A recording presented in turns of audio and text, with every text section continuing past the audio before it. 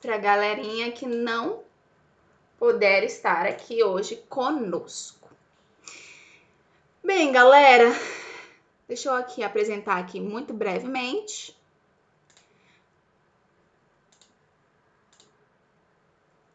Minha tela está aí apresentada para vocês?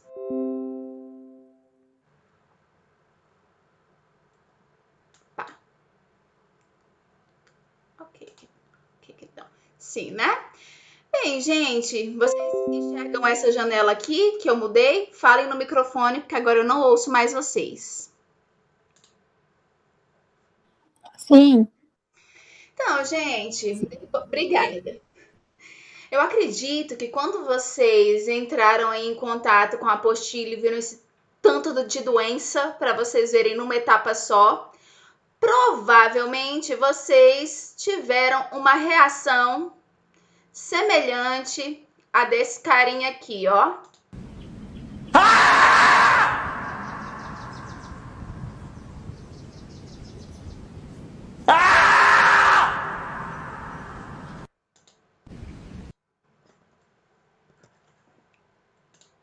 Representa, galera?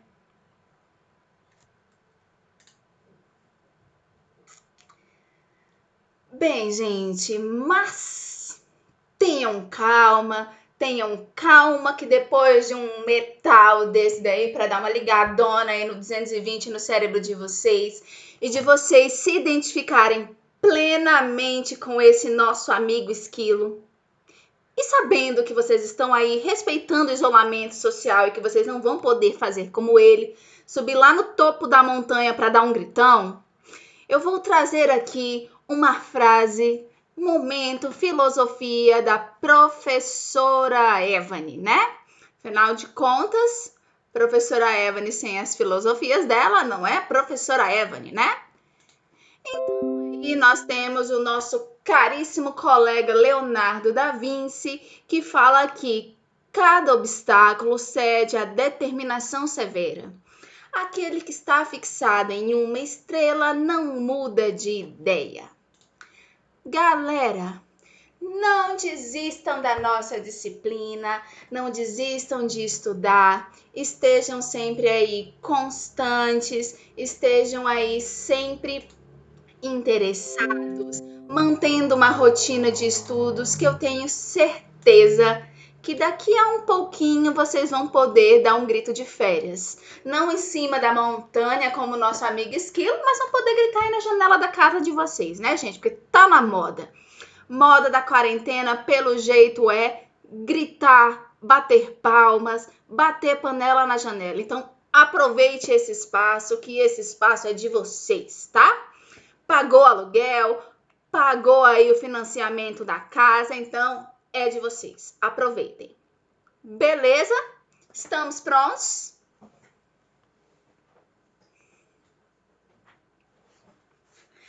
Bem, pessoal, a nossa disciplina de saúde do adulto e do idoso, ela é uma disciplina que está condensada em 2 etapas.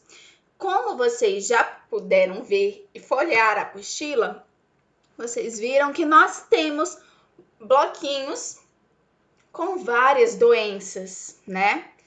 Mas o que é muito importante que a professora compreende, né? É que para vocês entenderem um pouquinho sobre essas doenças, é importante que vocês tenham aí um mínimo de noção, né, gente? Do que é essa tal dessa doença? Como que essa doença ela se desenvolve, tá? Então, eu vou fazer, no primeiro momento, uma breve explanação sobre alguns pontos que eu sei que são críticos, alguns pontos que eu sei que são importantes para vocês. E se depois disso vocês perceberem, tiverem alguma outra dúvida que vocês quiserem tirar, aí o microfone e o chat será todo de vocês. Tudo bem? Entendido? Como vai ser o nosso esquema da aula? Gente, peraí que eu acho que eu tô querendo me enforcar. Só um minutinho. Agora sim, professora Evelyn está segura para começar a... Então, galerinha, quando a gente começa lá na nossa disciplina, a gente vai perceber que a nossa disciplina ela vai começar com doenças de um sistema do nosso corpo. Ela vai começar a falar um pouquinho sobre algumas doenças que são importantes dentro daquele sistema que é tão importante para nos fazer feliz, galera. Tenho certeza absoluta que vocês aí na quarentena têm valorizado cada vez mais esse sistema digestivo de vocês, que dá conta do biscoitinho, do chocolate, da frutinha, né, gente? Da saladinha. Espero que vocês estejam aí cuidando muito bem do sistema gastrointestinal de vocês, tá bom? Não precisa nem me contar qual foi o cardápio de vocês do almoço. Eu quero saber mesmo de rabanete, de alface, muita fibra, muita água. Tenho certeza absoluta que ninguém aí tá comendo besteira na quarentena. Tenho certeza que ninguém aí tá sobrecarregando o sistema gastrointestinal de vocês. Mas, considerando uma hipótese remota de que ninguém aí tá comendo chocolate, que ninguém aí tá comendo biscoito doce, tenho certeza absoluta. Aí, ó, Ana Paula, ela já se denunciou aqui. Engordou 5 quilos, mas só de água. Ana Paula, eu engordei 3 de ar, tá? Então, a gente precisa reclamar aí com quem é que estiver responsável, porque isso não tá no script. Tá, galera? Mas a gente compreende, gente, que o nosso sistema gastrointestinal, ele é um sistema muito danado. O nosso sistema gastrointestinal, ele é um sistema que ele está diretamente envolvido com muitas questões ambientais, né? Ele é um sistema que se relaciona com muitas questões ambientais.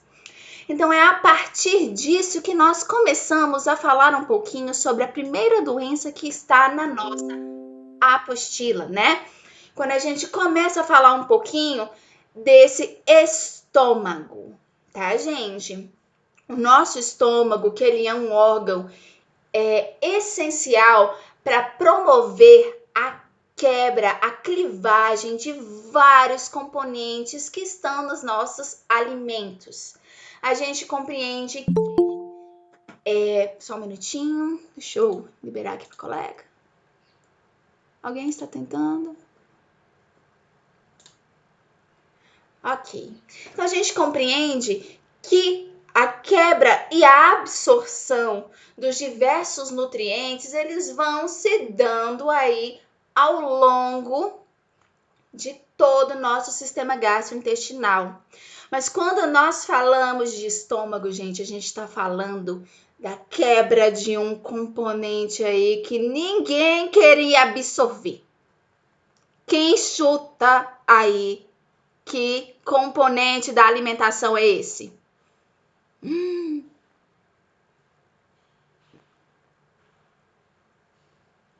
Chutem aí, o que é que vocês veem na alimentação de vocês que vocês não queriam nem a pau absorver dos alimentos? Gordura, gente. Exatamente. O nosso estômago, ele é responsável pela clivagem e pela absorção de gorduras. E isso se dá, gente, graças a um combinado de substâncias e de enzimas que são secretadas pela nossa vesícula, pelo nosso fígado, para que ali façam um emaranhado que nós chamamos de suco gástrico. Não preciso nem dizer, gente, que eu acho que todo mundo já tá careca de saber que o nosso suco gástrico, ele é altamente potente e ele confere um pH, inclusive, muito baixo. Ou seja, nós temos um ambiente estomacal que é predominantemente ácido. Para quê? Para que a gente consiga dar conta dessas danadas, dessas partículas que são a gordura. Quando a gente olha aqui na nossa apostila, nós temos, primeiro, falando sobre uma tal de uma bactéria, né? A Helicobacter pylori, H. pylori. Não sei aí se algum de vocês já fez gastrite, já colheu biópsia, né? Mas a H. pylori aí... Ó, Ana Paula tem. A Ana Paula é colonizada pela nossa amiga H. pylori. H. pylori, gente, Ana Paula aí que não me deixa mentir. É uma bactéria gram-negativa, difícil de tratar, galera. É uma bactéria danada que requer uma combinação de antibióticos e uma combinação de antibióticos a longo prazo para ver se trata.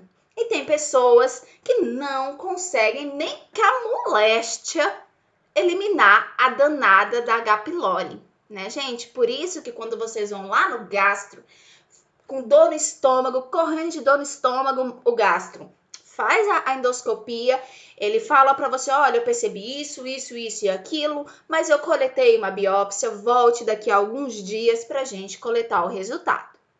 Alguém aí já passou por isso?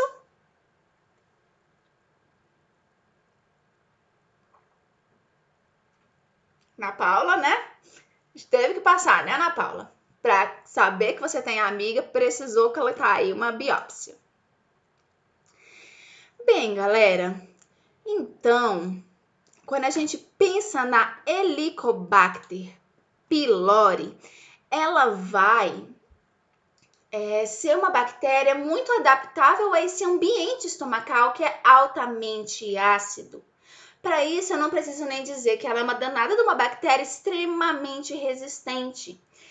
E por isso, a gente vai perceber que para a gente tratar a H. pylori, a gente vai ter um tratamento que é muito agressivo.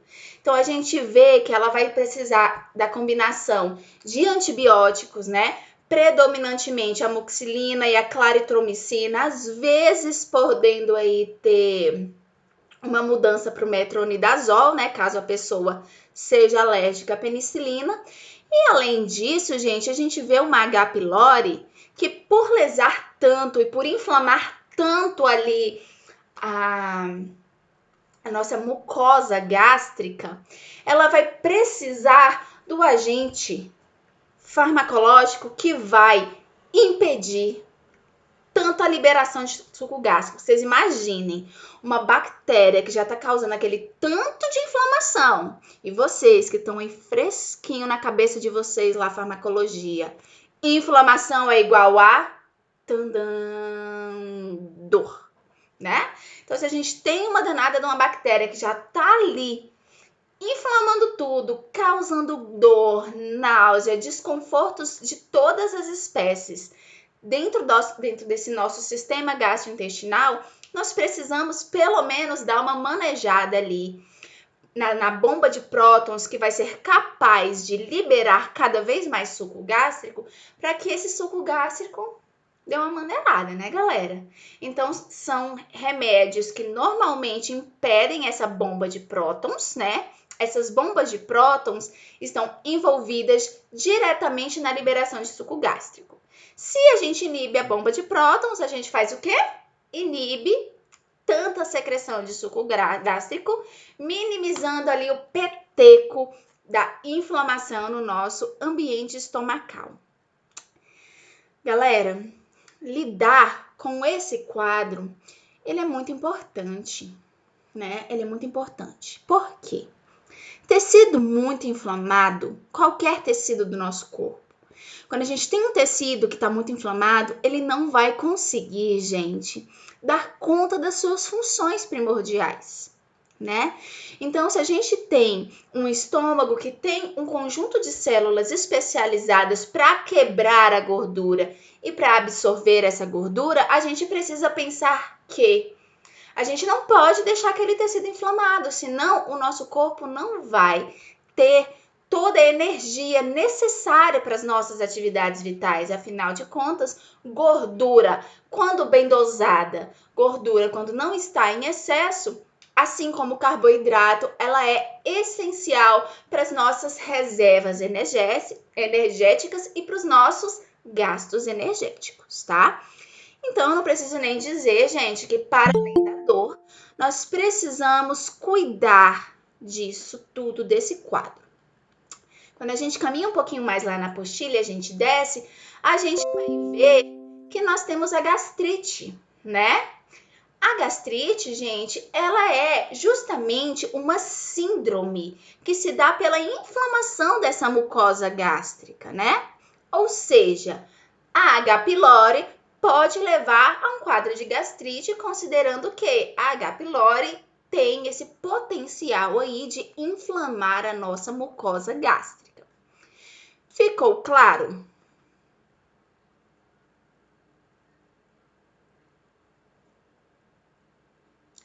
Ótimo. Então, gente, quem é aí que fica nervoso, tá? Nervosão e fala, ai, minha gastrite. Às vezes a gente nem sabe que a gente tem gastrite. Gente. Danada da doença pro brasileiro se autodiagnosticar com a tal da gastrite. A gente tá aqui uma pilha de nervos, umas etapas assim gigantescas lá na nossa escola, a gente tendo que se desdobrar para dar conta de menino, de trabalho, de curso técnico de enfermagem, a gente fala, ai, minha gastrite. Parece, gente, que tem realmente um fundinho de verdade aí, porque a nossa gastrite, ela está diretamente relacionada com fatores externos. Mas isso se dá de uma forma aguda, né? Pessoas que desenvolvem quadros agudos vão ser aquelas pessoas que, no momento de uma grande situação de estresse, quando uma pessoa tiver uma ingestão de alimentos completamente inadequados, desequilibrados, altamente gordurosos, ricos em cafeína, né? A gente vai perceber que de uma forma aguda o nosso estômago ele vai se inflamar. Mas ele vai se inflamar e se a gente retira esse mecanismo agressor, quer seja o estresse, quer seja uma doença, quer seja aquela pancada de medicação que a gente está tomando, a gente vai perceber que tirou a causa, aquela situação que era aguda, ela vai deixar de acontecer. Ficou claro? Se for aparecendo dúvidas, podem ir colocando aqui no nosso chat. Porém, gente, como eu disse para vocês, a tal da H. pylori, gente, é um Deus nos acuda para a gente conseguir tratar. Minha gastrite atacou com esse danado desse TCC. Rebeca. Então, mediante tudo que vocês estão aprendendo aqui na disciplina de vocês de saúde do adulto e do idoso, utilizem esse conhecimento de uma forma interdisciplinar e falem. Professora Yara, a professora Evelyn me falou que gastrite atacada por estresse, por ser uma situação aguda, se eu tirar a causa estressora, acaba a gastrite. Então, professora Yara, por motivos de saúde, favor suspender o TCC. Brinks, tá, galera? Brinks, brincadeira, brincadeira. A melhor forma é, façam esse TCC, se divirtam, resolvam esse problema rapidão, que rapidão a gastrite vai embora. Ficou claro, gente? Deu para entender um pouquinho dessa gastrite aguda? Mas quando a gente tem aí uma H. pylori, que a gente sabe que permanece por meses ou por anos ali, a gente fica ali na labuta tentando tratar a tal da H. pylori, a gente vai compreender que não é assim tão simples, né? Não é, vou parar de tomar café, vou parar de comer tanta fritura, eu vou fazer aqui uma meditação para ver se diminui o meu estresse. A H. pylori, ela vai se apresentar de uma forma crônica. A H. pylori, ela vai se apresentar por um longo período de tempo, caracterizando assim um quadro de uma gastrite crônica. Ficou claro? Deu para ficar assim? Vocês conseguiram entender um pouquinho a questão da gastrite aguda, da gastrite crônica e como que a H. pylori, enquanto um patógeno capaz de promover a inflamação de uma forma prolongada, ela leva a gastrite crônica? Aí pensa, galera, tô ali inflamando, tô ali com a danada de uma bactéria, tô ali tomando um monte de medicações extremamente lesivas. Tô aqui com uma alimentação totalmente emporcalhada, não consigo resolver a minha alimentação. Ou estou com algumas patologias que vocês vão ver que estão listadas na nossa apostila. Então, a gente está vendo que aquela inflamaçãozinha, ela tá ali constante. Então, pega, gente. Peraí. A ponta de uma caneta. Fica aqui. Isso aqui é o agente lesivo, tá? Independente do que seja. Tá causando inflamação. E, vixe, tá doendo. Tá doendo. Se eu ficar aqui dessa forma, daqui a pouco, gente, vai fazer o quê? Vai lesar? Vocês concordam comigo?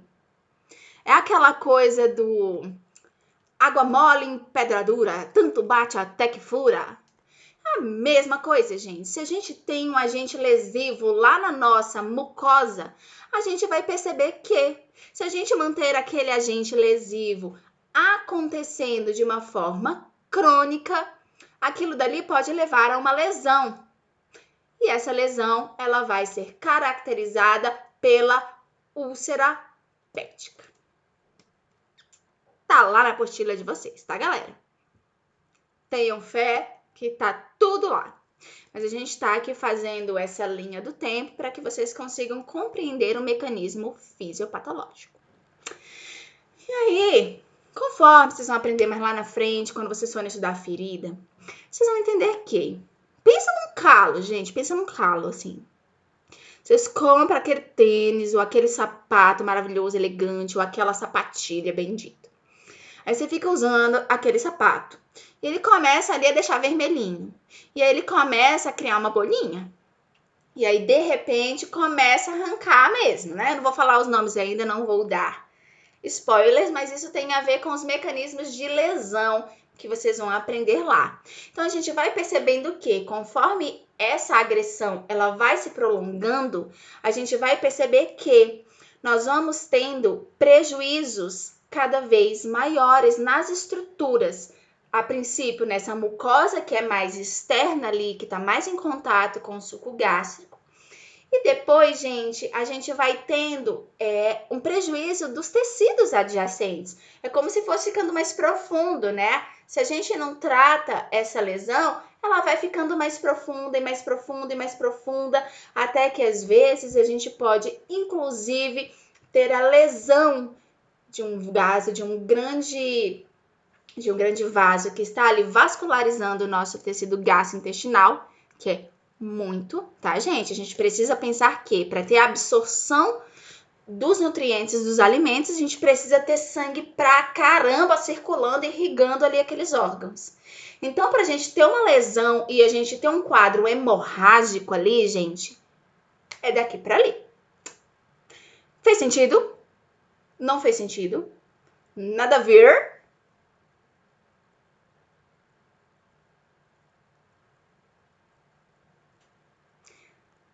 Alguém aí, galera? Alô?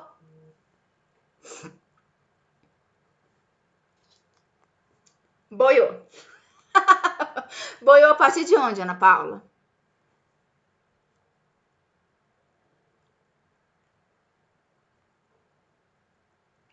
Pra gente retomar aí.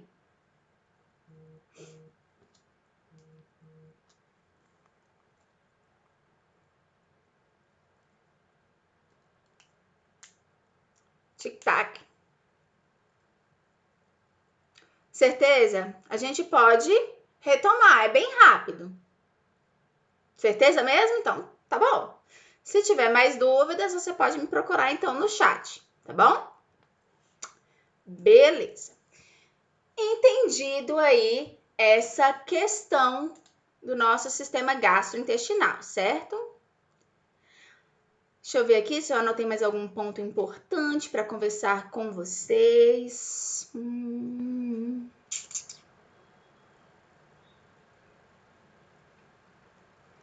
Ok. Só salientando que, gente, esses mecanismos lesivos da úlcera, eles podem acontecer tanto na região estomacal como nos outros órgãos adjacentes. Então, às vezes, pode ser em região esofágica, pode ser na região do duodeno, que é essa porçãozinha inicial do intestino. Deixa eu mostrar aqui para vocês. Deixa eu ver. Não. Enxergam, gente? Liga aqui o microfone e só me fala se vocês estão enxergando. Sim. Sim. Sim, né? Então, Sim. se vocês observarem aqui, a minha setinha, vocês vão ver que nós temos um estômago. Anteriormente aqui, nós temos o esôfago, tá?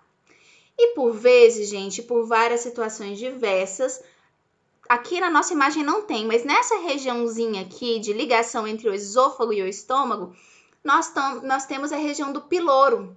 Nós temos uma válvula que abre e fecha. E abrindo e fechando essa válvula, se essa válvula ela não estiver funcionando direitinho, o que vai acontecer? O conteúdo gástrico, que é extremamente ácido e que só o estômago está preparado, esse conteúdo vai voltar para a região do esôfago, né? Porque a tampinha abriu. Se a tampinha abriu e o estômago está aqui cheio do suco gástrico, o suco vai voltar aqui para o esôfago e pode lesar essa região aqui esofágica. Quem tem aí refluxo sabe que é uma sensação bem desagradável, de queimação que sobe aqui de vez em quando. Da mesma forma, gente, se a gente tem aqui uma êxtase gástrica, se a gente tem aqui uma grande produção de suco, né, de suco gástrico, ele pode vir bater a porta aqui do próximo órgão, que é o intestino. E aqui no início do intestino delgado, que é bem aqui na que a gente chama de região do duodeno, também é comum acontecer essas lesões. Beleza? Professor, eu tomei omeprazol durante um tempo, aquele velho erro de se automedicar. Eu sentia muita dor no estômago e quase todo dia tomava um comprimido. Um dia perdi o potinho e fiquei sem tomar, e depois disso nunca mais senti dor. Isso tem uns 5 anos. A dor, com o passar do tempo, poderia estar sendo causada por conta do próprio medicamento? Não, Rebeca, eu acredito que não. Eu acredito que seja a causa. A causa que estava te causando dor ali, ela foi retirada. Porém, pensa comigo, você está tomando uma medicação e você leva muita fé nessa medicação. De fato, tem que levar, tá, gente? É uma boa medicação. Mas você leva muita fé nessa medicação. E aí, beleza, eu tô estressadona aqui, gente. Tô uma pilha fechando aqui nota de vocês, fazendo diário de turma. E aí, a gente entra de férias. Logo em seguida. E aí, a causa estressora fez o quê? Puf! Foi-se embora. E eu continuo ali tomando a medicação. Então, eu vou falar o quê? Essa medicação aí, ó, show. Por quê? Porque a gente não viu o sintoma indo embora, né? E a gente acaba acreditando a essa medicação. Então, é muito natural, quando a gente tem um quadro agudo, que a prescrição dessa família da bomba de prótons, que é o omeprazol, o pantoprazol, o esomeprazol, ele tenha um acompanhamento no sentido de tentar manejar a causa. Então, quando percebe-se que, tô meditando, entrei de férias, não tô mais comendo aquele tanto de coisa, tratei H. pylori, entendendo-se que retirou a causa, retira-se junto a medicação para que a gente veja se de fato resolveu. Entendeu? Fez sentido?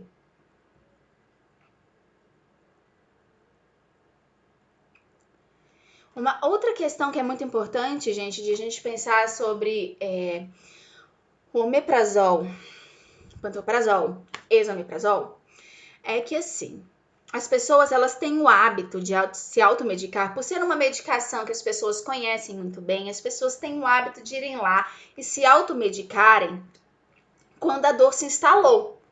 E aí, veja, Vocês tomaram a Coca-Cola, gente. Sabe aquele dia assim que tem uma feijoada na sua casa? E aí você faz o quê? Você come aquela feijoada bem cheia de gordura, assim, muito bacon, calabresa, pé de porco, língua de porco, aquela coisa gordurosa. Aí você vai lá, come aquele laranja, aquele tanto de laranja, com uma farofinha de bacon, daquele jeito, no grau. E aí, depois vocês vão comer uma sobremesa, tá? Porque é aquele super almoço de família, e vocês comem uma sobremesa, assim, bem gordurosa, né? Pensa naquele pudim de leite com bastante margarina.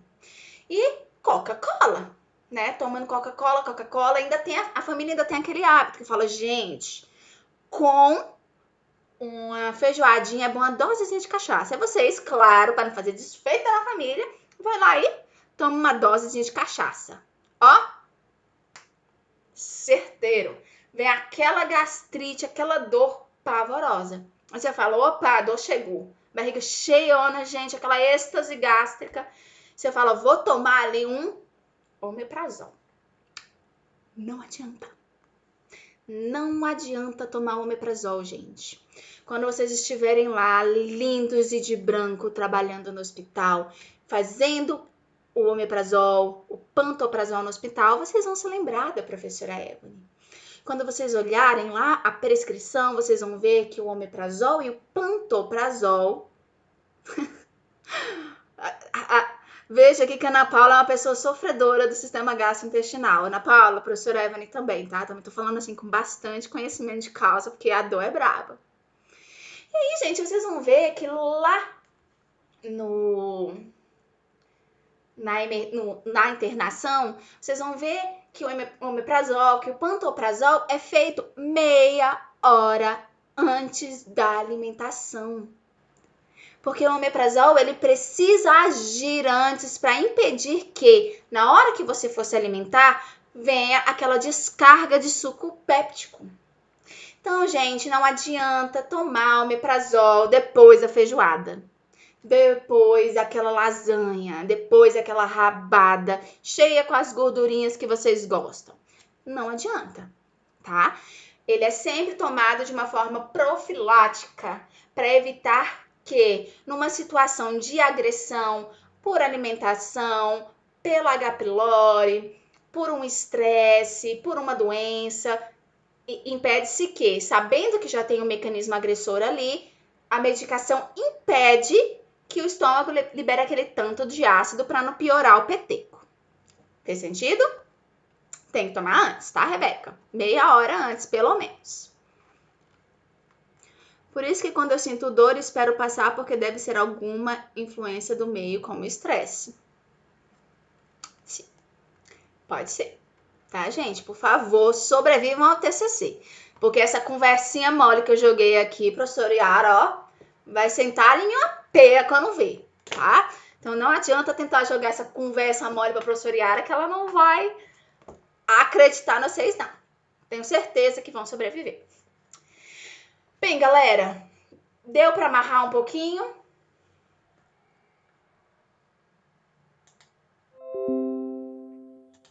Vamos passar agora. Gente, o próximo ponto da nossa apostila é sistema endócrino, tá? A gente vai ver aqui sobre diabetes. Porém, galerinha do meu coração, vocês já entenderam bem de diabetes. Professora Evany já deu aula para vocês de diabetes, né? Então, como a gente tem muitas coisas pra gente ver, eu não vou me demorar em diabetes, tá? Na verdade, eu não vou me demorar nada, eu não vou nem parar para falar sobre diabetes, porque eu compreendo que, com o que você já tem de bagagem, vocês já conseguem entender a apostila. Se por acaso vocês ficarem com alguma dúvida, como sempre, estou à disposição, tá bom? Mas eu não vou me demorar aqui, porque eu acho que tem conteúdos mais legais pra gente trabalhar e que sejam com maior novidade, maior teor de novidade, tá? Deixa eu ver aqui o próximo ponto.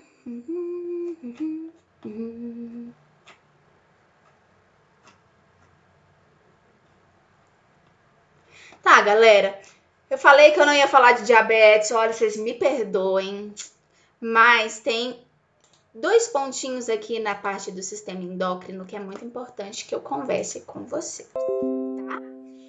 O primeiro ponto que a gente precisa conversar quando a gente fala de diabetes é sobre a neuropatia diabética. Vocês conhecem aí alguém que tem diabetes aí, que já desenvolveu uma situação de pé diabético?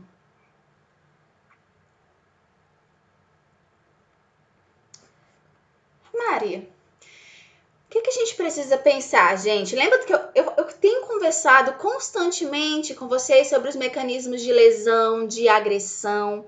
Conversei agora com vocês como que às vezes uma lesão pode se instalar quando tem ali um mecanismo agressivo. Tuc, tuc, tuc, tuc.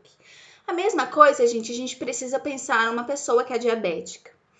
Uma questão que é muito comum quando a pessoa ela tem uma diabetes extremamente descompensada, de difícil controle, ou que ela realmente não quer controlar, não controla a alimentação, não faz exercício, é que ela desenvolva um quadro de neuropatia diabética, que é um quadro onde os nossos receptores, né, as nossas terminações nervosas lá do membro inferior, elas vão estar prejudicadas. E lembrem, lá quando a gente viu na dor, da sinapse, né? A gente precisa desse sistema nervoso funcionante para que a gente perceba que tem dor. Lembram disso?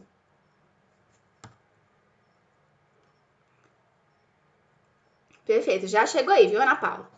Então, se a gente percebe que a gente precisa de todas as terminações nervosas, os nossos receptores e o nosso sistema nervoso funcionante para a gente entender que tem uma dor ali, afinal de contas, entender que tem uma dor ali significa que tem alguma coisa que está machucando.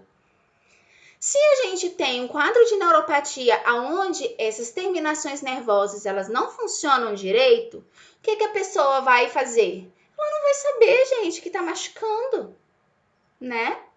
Ela não vai perceber que ela colocou o pé dentro do sapato e o sapato tem alguma coisinha lá dentro, sabe? Uma pedrinha que tá ferindo. Ou então, que ela bateu na quina e ela nem sentiu porque ela não tem as terminações nervosas ali por conta da neuropatia diabética. Faz sentido? Esse conteúdo aí você já tá um craque, que a gente já trabalhou bastante em farmacologia. Então, se a gente compreende, gente, que a gente tem esse quadro de neuropatia, onde uma pessoa ela não vai ter mais a capacidade de perceber a dor e, consequentemente, de reconhecer que há um mecanismo lesivo ali, o que ela vai fazer? Ela vai viver se machucando, gente. Eu não sei se vocês aí já passaram por uma situação assim, de vocês ficarem sentados numa posição esquisita. E aí, quando vocês se percebem, assim, vocês estão com aquela dormência, que você não sente o pé. Se você pega uma diaba de uma faca, você passa assim, ó, quando o seu pé tá dormente, você nem vai sentir. Então, é mais ou menos isso que acontece lá com a pessoa que tem diabetes, né? Então, gente, quando a gente tem um diabético que ele já vem desenvolvendo um quadro de neuropatia diabética, quadro esse que é muito, muito cuidado lá na saúde coletiva, que eu tenho certeza que vocês já estudaram.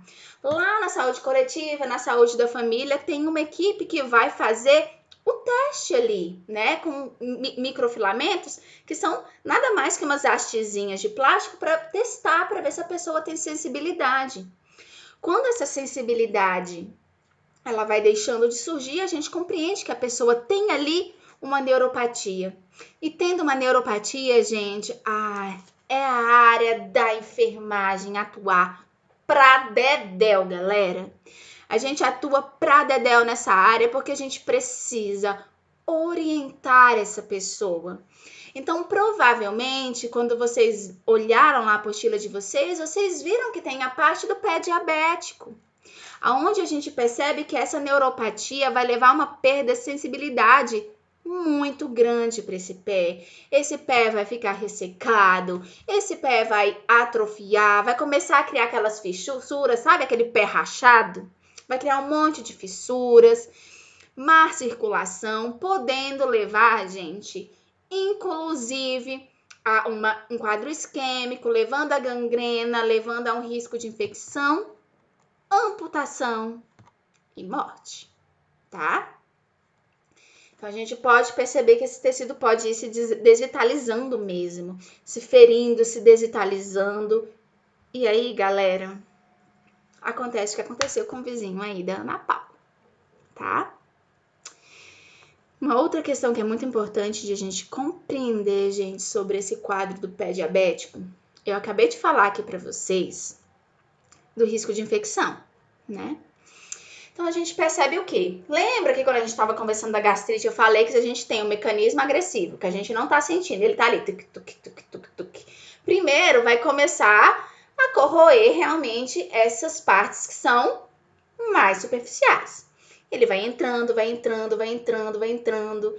Como vocês vão ver lá em Fundamentos de Enfermagem, ele vai atingindo outros tecidos. E aí, eles podem chegar lá no osso, gente.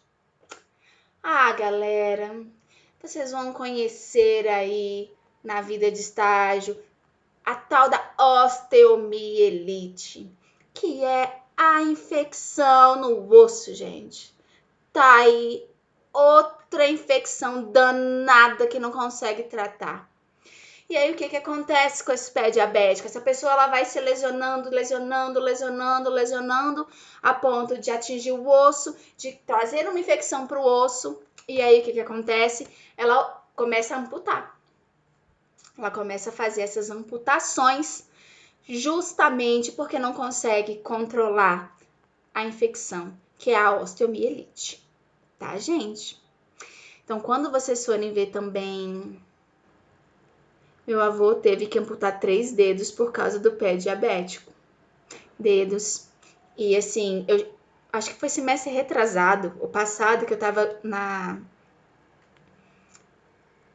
clínica cirúrgica lá de Planaltina com alguns alunos, eles viram. Os alunos ficaram 7 dias, né?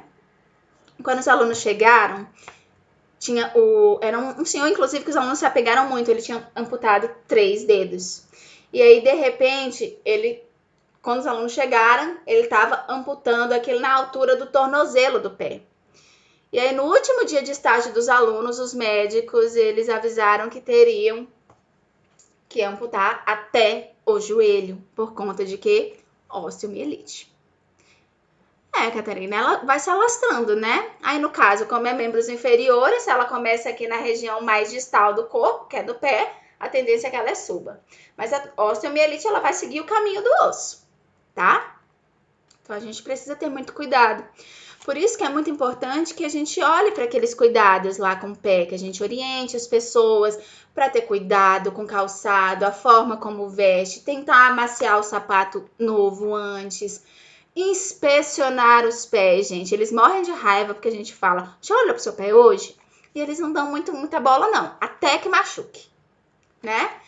Então, a gente precisa ter muito cuidado com esse cuidado com os pés. Cuidado com os pés. Mas é isso mesmo, gente. A gente precisa prestar um cuidado de enfermagem visando esse cuidado com os pés.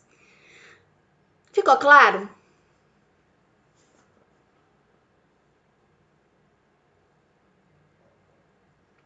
Ótimo.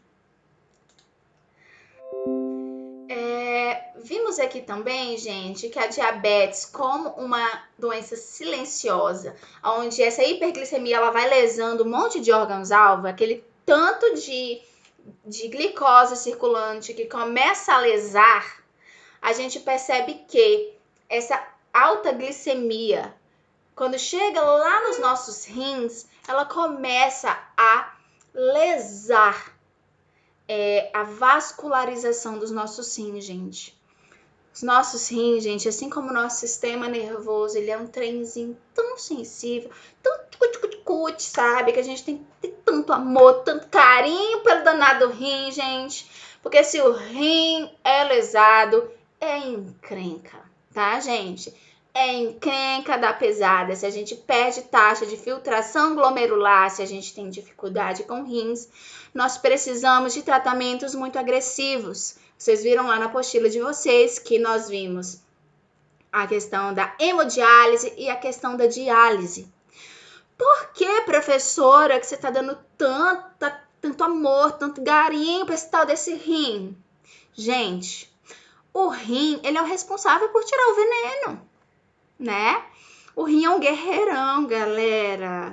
É um super-herói. Ele tá eliminando. O rim e o fígado, eles estão eliminando os grandes inimigos. Porque a gente vê que dentro do nosso processo metabólico são várias substâncias metabólicas que são tóxicas para o nosso corpo e que estão sendo constantemente caminhando e sendo eliminadas. E o nosso rim, ele vai ajudar nesse processo.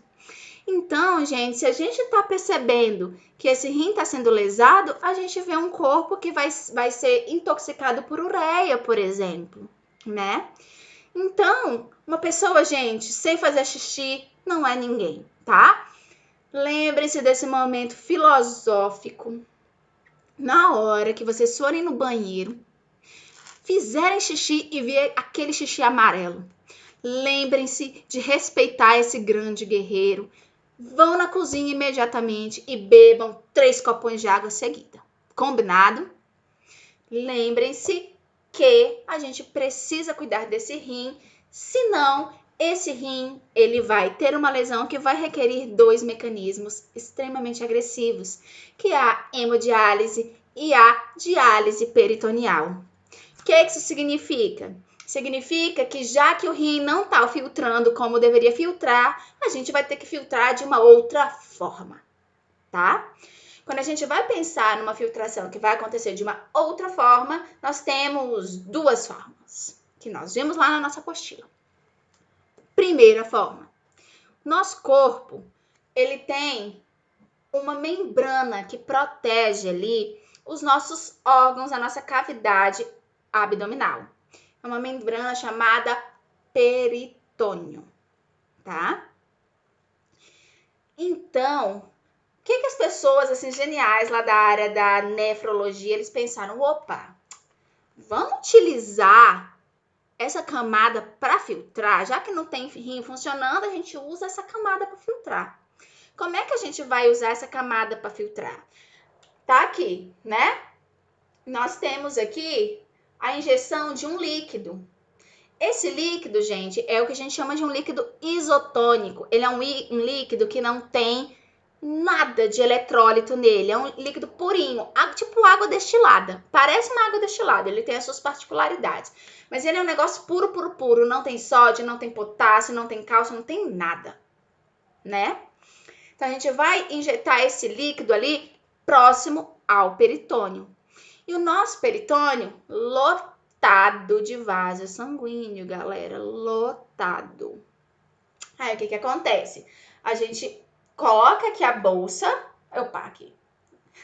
a bolsa aqui com líquido. Aí, esse líquido vai vir por uma mangueirinha e vai ser injetado aqui no buchinho da professora, tá? E vai injetar esse líquido lá perto dessa membrana.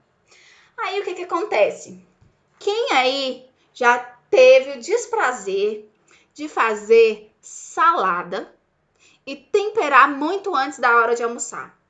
O que acontece, gente? Se você faz uma salada de alface e aí você tempera ela ali e deixa ela ali esperando, o que acontece? Exatamente, ela murcha, né? Por que ela murcha? Porque ela perde água. Ela perde tudo que ela tinha para o meio externo. O meio externo tá cheio lá de sal, né? Então, a gente vai percebendo o quê? Sempre, gente, um gradiente osmótico, de onde tem mais para onde tem menos, tá? Então, se a gente vê que a gente tem um vaso sanguíneo que tá cheio de eletrólito, cheio de toxina, ureia, tudo precisando ser eliminado, e a gente tem aquele líquido ali que não tem essas coisas, o que o nosso corpo vai fazer? Opa, vamos partir o pão.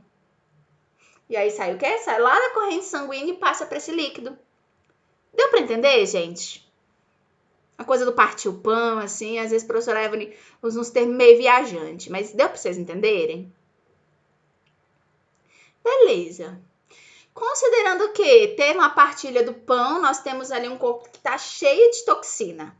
e o líquido dialítico que não tem nenhuma, o que vai acontecer? Essas toxinas que estavam circulando lá no sangue vão passar por esse líquido dialítico. E aí, o que acontece? O circuito tá aqui, líquido dialítico limpinho, né? Injetou. Teve aqui a filtração, o líquido agora tá cheio de toxina, ele vai fazer o quê? Ele vai sair por uma mangueirinha e vai ser eliminado do corpo. Deu para entender? Muito viajante.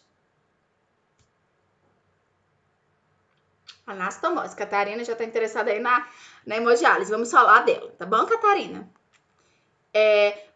Antes disso, deu para entender a questão da diálise? Deixa eu só mostrar aqui. Eu separei uma figurinha bonitinha aqui para vocês. Aqui, ó. Então, aqui nós temos esse líquido. Tá vendo? Que ele vai ser injetado aqui na nossa cavidade. Tá vendo aqui o peritôniozinho, gente? Então, o que acontece? Aqui no peritônio vai estar cheio de sangue circulando, cheio de toxina. E aí, esse sangue vai fazer o quê? Partir o pão. Tadinho do líquido dialítico, né? O bichinho não tem nada de ureia, tá sem água. Meu Deus, vamos ajudar ele? Aí ele faz o quê? Divide. Aí o líquido fica todo cheinho lá de novo de toxinas, vai ter uma abertura no momento certo e aí vai descer e ser eliminado do corpo. Drenado, que a gente fala, né? Beleza? E aí, essa é a primeira forma. Não é legal, tá, gente? Naturalmente, mas é a forma menos agressiva. Isso pode ser feito em casa, se o paciente tem uma casa limpa, em ótimas condições sanitárias, assépticas, o paciente vai preferencialmente fazer diálise peritoneal. Mas se não houver condições, vai ter que fazer o quê, gente? Vai ter que tirar todo o sangue do corpo do indivíduo e filtrar fora. Como é que a gente vai fazer isso? Como é que vocês acham? Que procedimento é esse, gente? Tirar todo o sangue de um corpo e botar para fora. O que vocês conhecem? Vocês conhecem algum procedimento? Faz isso? Hemodiálise. Hemodiálise, tá, galera?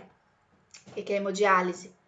Ela vai ser uma máquina que vai ter vários filtros e lá vai ter o controle certinho.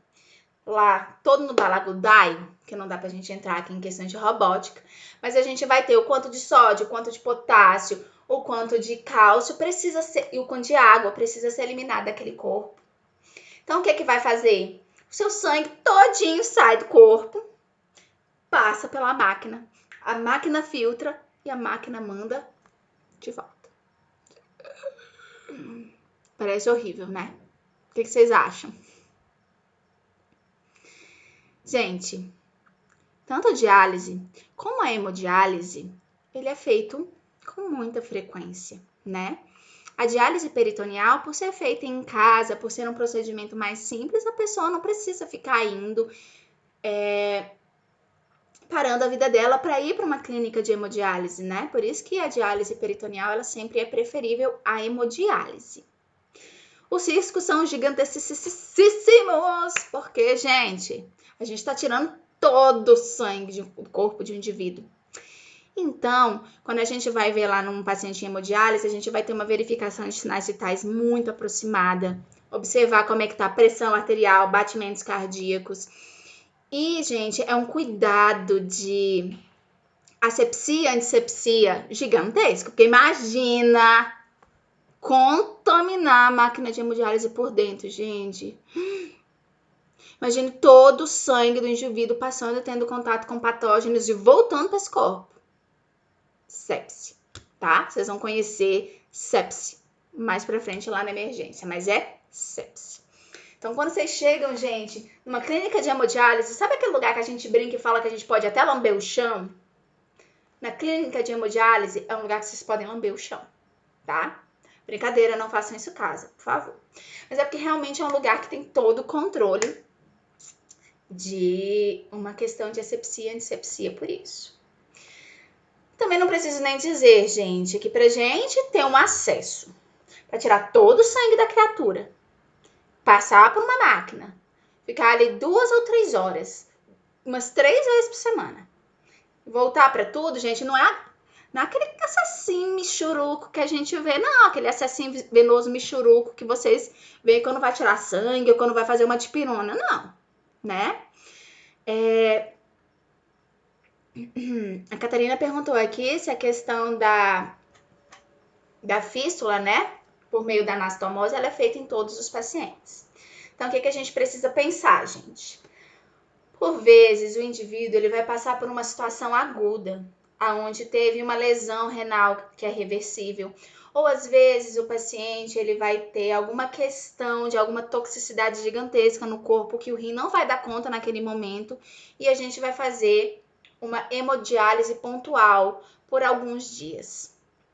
Para isso, a gente não vai fazer uma fístula ou uma anastomose, até porque vocês viram que o simples fato de a gente fazer uma fístula arteriovenosa, isso demora um tempão para amadurecer, né? Então, por vezes, a gente vai fazer uma hemodiálise por acesso venoso, normal. Mas, se é um paciente crônico, né, um paciente com uma lesão renal crônica, que vai fazer o uso da diálise, da hemodiálise por muito tempo, sempre vai ser feita essa fístula, tá, Catarina? Claro? Tem, gente, com certeza tá? Com certeza e a gente percebe dentro... Ó, a professora de saúde mental voltando, gente. Vamos retirar a professora de saúde mental lá do passado e a professora volta. Quando a gente vê, gente, pacientes que são pacientes renais crônicos, a gente percebe que são pacientes que têm altos índices de adoecimento, de depressão, por conta de dores crônicas, por conta dessa rotina, por conta desse medo e por ser uma doença renal, uma coisa muito grave. Vocês vão entender um pouco mais sobre as doenças renais mais lá na frente, tá? No semestre que vem, então aguarde as cenas dos próximos capítulos. Mas uma doença renal é um negócio brabo, tá, gente? Bem brabo. Que a gente precisa ter bastante cuidado. Então, e o sangue não volta pela fístula? A maquinazinho, o robozinho lá, que é o aparelho de hemodiálise, ele prende, tá? Tem os gradientes pra gente. Quando vocês forem lá tirar um sanguinho, vocês estiverem lá em fundamentos, vocês vão ver, gente, que quando vocês vão puxar um sangue, o sangue volta só um pouquinho ali, mas para ele vir em quantidade, você tem que exercer uma pressão, que é uma pressão negativa, você tem que puxar, né? A máquina faz a mesma coisa. A máquina tem válvulas, tá? Então impede que haja esse refluxo no momento inadequado, tá? Então a gente vai perceber que existe esse controle. O paciente vai para casa com a fístula sempre, tá? Ela é crônica, ela fica lá por tempo indeterminado e esse paciente vai fazer o cuidado com essa fístula, né? Vai ter o curativozinho, com adesivo, mas ele vai viver tranquilamente, tá, gente? Existem vários acessos, vocês vão aprender um pouco mais na frente, que o paciente ele não precisa tirar, tá? Então, esse é um tipo de acesso que o paciente vai para casa. Rebeca finaliza aqui trazendo aquele ensinamento magia. Vamos botar aqui uma música Love Songs e ouçam a Rebeca, ou leiam a Rebeca. Cuidem dos seus rins, meus amigos, bebam água. Sim. Galera, olhe pro xixi de vocês todo dia. Combinado? Todo mundo bebendo água, todo mundo fazendo xixi. Terminou a aula aqui, vão beber um copão d'água. A professora Evane aqui hoje deu exemplo, porque a maioria das vezes eu não bebo água, né, gente? Mas hoje eu tô dando exemplo aqui. Bebam água, galerinha. Ainda bem que eu não nasci pra publicidade, né, gente? Não nasci pra isso mesmo. E olha que trocava água por suco. Você pode beber suco, mas beba água. Muita água. Muita água. Tá, gente? A não ser que você tenha algum tipo de insuficiência cardíaca congestiva, você pode beber água. Todo mundo entendeu bem aí a questão. passemos para o próximo ponto. Ficou alguma dúvida, gente?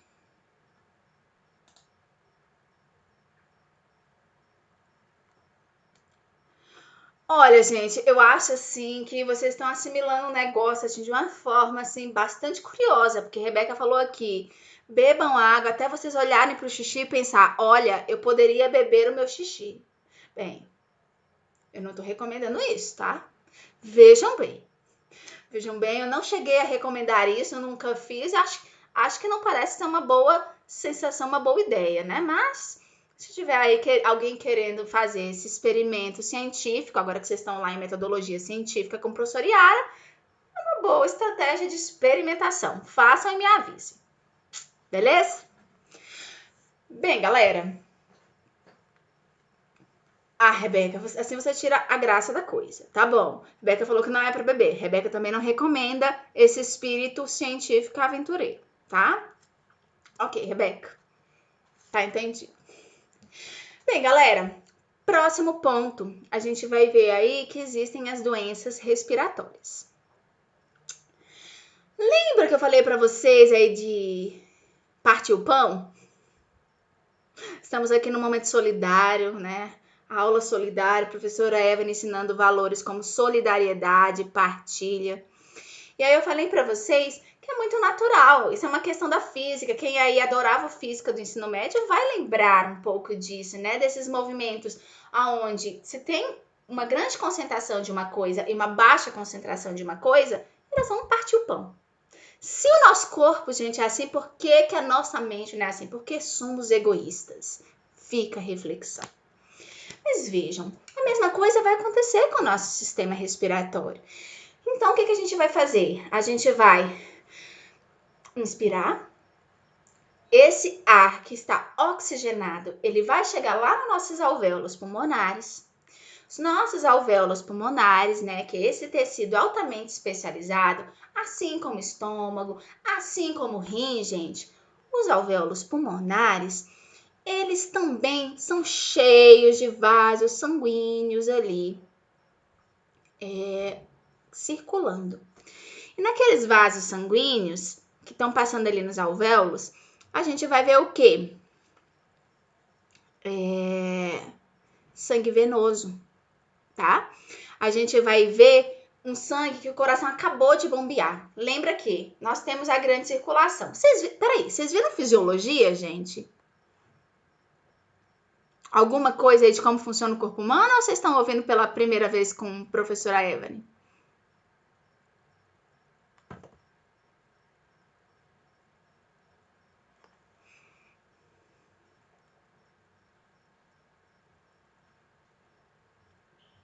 Mais alguém?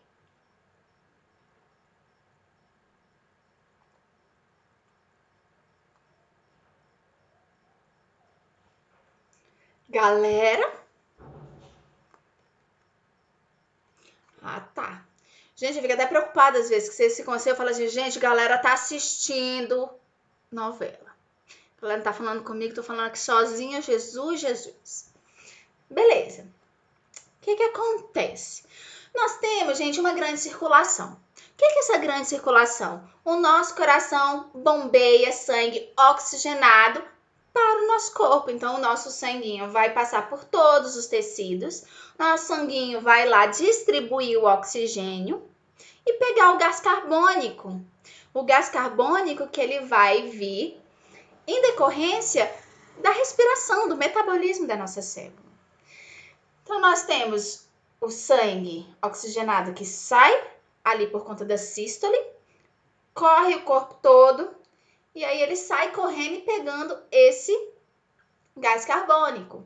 Quando o nosso sangue, ele deixa de estar rico de oxigênio para estar rico em gás carbônico, ele deixa de ser um sangue arterial para se tornar um sangue venoso, tá? Então, quando a gente falamos de artéria, lembra lá da anatomia?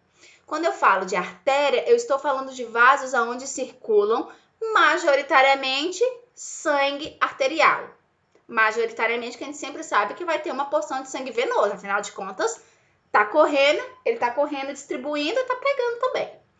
Mas a gente percebe que Ali nas artérias, nós vamos ter um sangue em alta pressão que acabou de sair da sístole para quê? Para ele fazer tum e distribuir. Pense lá na rede de distribuição lá da CAESB, da pressão, lembra? Então, o coração faz pum, manda o sangue com muita pressão, esse sangue distribui, libera oxigênio para as células fazerem seu metabolismo e recolhe o lixinho que é o gás carbônico. Quando o nosso sangue estiver majoritariamente cheio de gás carbônico, a gente vai falar que ele é um sangue venoso. Ele vai correr pelas veias. Ficou claro? Conseguiu retomar isso daí de algum lugar obscuro da sinapse de vocês? Ótimo. Então, isso nós temos a grande circulação. Beleza. Teve a grande circulação e o nosso sangue, ele vai bater aonde? Tum, tum, tum. Coração, me ajuda aqui porque tô sem pressão para circular e tô sem oxigênio, me abastece. Aí, o que é que o nosso coração tá fazendo? Diástole. Lembra que eu acabei de falar para vocês que quando vocês vão puxar um sangue, o sangue não vem sozinho, milagrosamente, tem que ter alguém puxando, tem que ter uma pressão puxando? O coração tá fazendo isso, gente. Aonde? Na diástole, tá? Então, o nosso coração que tava contraidinho, ele faz assim, ó. Quando ele tá abrindo, gente, ele tá puxando o sangue venoso para dentro dele. Ficou claro? Fez sentido? Conseguiu imaginar? Puxou esse sangue na parte que a gente chama do coração direito, tá? Coração direito, gente, ele tá cheio de sangue venoso, tá bom? Então, vocês vão ver, quando vocês verem as representações de coração, como por exemplo esse aqui, não, gente, eu sempre erro. Vocês vão ver aqui, ó, que a gente sempre vai ver essa representação do nosso coração direito aqui, azulzinho. Por quê? Ele é a parte do nosso coração que vai estar repleto de sangue venoso. Ficou claro? E aí, gente, aqui nós temos o que nós chamamos de pequena circulação, né? Que é a circulação pulmonar. O coração, gente, beleza, recebeu um bando de sangue venoso. A gente acha coração, gente, divo soberano, né? A gente acha que coração é maravilhoso. Mas ninguém lembra do pobre do pulmão. Gente, coração recebeu aqui o sangue venoso e ele vai por meio aqui do ventrículo direito, átrio recebe, ventrículo bombeia, tá? E aí, por meio aqui desse ventrículo, esse ventrículo vai bombear esse sangue venoso pro pulmão. Ficou claro? E lá no pulmão, a gente vai ter a partilha dos pães, tá? A gente vai ter esse sangue pobrinho em oxigênio,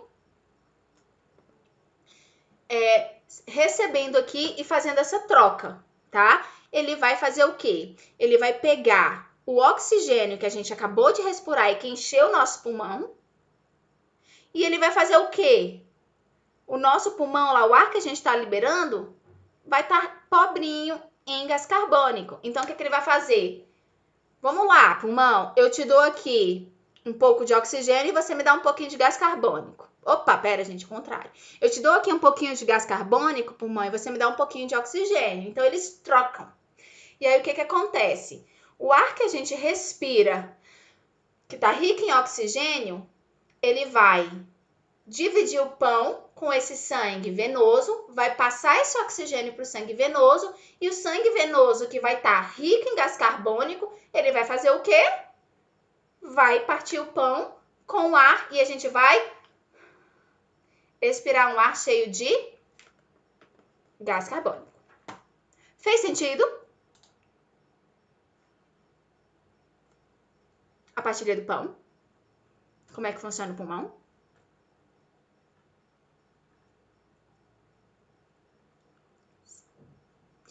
Muito bem lembrado, Rebeca, a questão da coleta a vácuo, né? O vácuo, ele já é um sistema responsável, tanto que é facinho. Para quem faz coleta de sangue, não precisa ficar ali puxando o êmbolo da seringa. Coloca o vácuo, só coloca ali o tubinho de coleta, que o tubinho de coleta que tem a pressão. Então, o tubinho puxa, tá? Ok, galera. Entendendo isso, teve a troca ali a partilha do pão, do gás carbônico, do oxigênio. O que vai acontecer? Esse sangue vai voltar para o coração esquerdo, tá? Coração esquerdo, como vocês viram aqui, ele vai ser representado pelo vermelho, tá vendo? O sangue aqui entrou venoso, fez a troca dos pães e voltou cheinho de oxigênio, tá? Então, já vem como esse sangue arterial. Entrou aqui pelo átrio direito. O átrio direito, gente, vamos pensar os átrios como se fosse o vácuo, tá? O átrio, ele vai se expandir para puxar. Então, o átrio vai puxar esse sangue que está no pulmão, vai jogar para o ventrículo e o ventrículo vai fazer o quê? Puf! Mandou novamente para a grande circulação. Então, grande circulação é coração esquerdo, circulação sistêmica, essa pequena circulação, coração direito, pulmão, coração esquerdo. Ficou claro? Aqui nós temos a grande circulação, circulação sistêmica, saindo daqui do coração esquerdo e passando por todo o corpo. Entrou aqui no nosso coração direito. Quando entrou no coração direito, esse percurso aqui vai ser a pequena circulação, tá? Então, gente, eu não preciso nem dizer para vocês que o nosso pulmãozinho lindinho do nosso coração, ele também é altamente especializado. É um tecido altamente especializado que não pode viver inflamado, tá? Então, galera, cuidado aí com o cigarro de tabaco, cuidado com o narguilé, cuidado aí com ambientes muito poluídos, cuidado para não serem fumantes passivos, porque são essas danadas dessas substâncias que ficam lá fazendo o quê? Inflamando, inflamando, inflamando, inflamando, inflamando. E aí, gente, a gente pode ter um quadro de uma inflamação bem anormal, tá? Que é a doença pulmonar obstrutiva crônica, DPOC, tá? Então, quando a gente tem um tecido que tá anormalmente inflamado, a gente vai ter um tecido que vai fazer o quê? Não vai cumprir a função dele direito. Lembra que eu falei para vocês disso lá no início da aula, quando a gente conversou de gastrite? Tecido muito inflamado é tecido que não está funcionando legal, gente, porque ele está ali tentando resolver a encrenca. Ele vai estar concentrando, assim, ele não é multitask, né? Ele não consegue fazer milhões de coisas ao mesmo tempo. Então, se a gente tem um tecido que está ali tentando combater uma infecção e está todo machucadinho, ele não vai conseguir fazer o que é a função dele, que é, no caso do pulmão, promover essa troca gasosa, que é essa troca de pães, né? Essa partilha dos pães. Ficou claro, gente?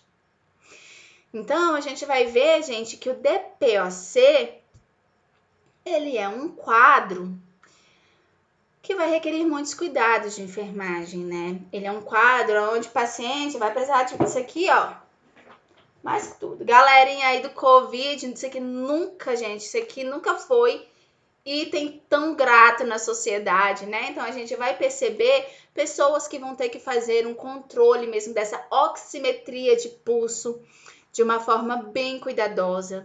São pessoas que, por vezes, a depender do quadro da DPOC, elas vão precisar, inclusive, gente, de oxigenoterapia, tá? E, sem encrenca for muito grande, numa situação mais final, por vezes, ela vai precisar, inclusive, de ventilação mecânica. Tubação orotraqueal e a ventilação mecânica. Ficou claro? Muita coisa essa aula, né, gente?